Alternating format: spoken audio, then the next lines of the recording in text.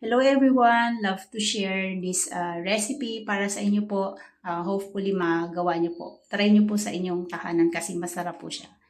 Pag mayroon po kayong sariwang isda na kagaya nito, pwede rin po tanigi or dilis na sariwa, pwede pong gawing kilawin. So, tinanggal ko lang po yung ulo, hinugasan ko po, tapos tinanggal ko yung tinik. Nag-chop po ako ng garlic, onion, sili, tapos ginger, nag-add po ako ng sugar, ng salt, tapos ng paminta.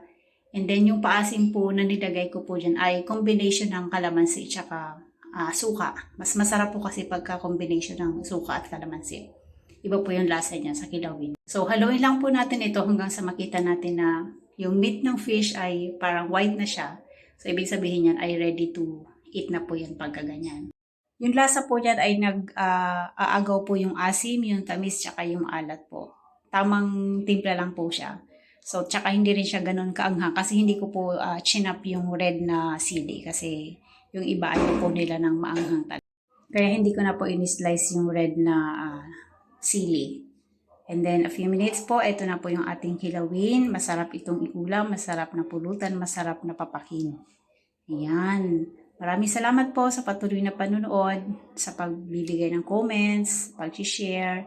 Thank you very much po. Itong isdang binili ko kanina ay worth 100 pesos lang po ito. Kaya murang-mura. So available naman po yung mga ingredients sa bahay. Kaya it cost 100 pesos only. Thank you very much po.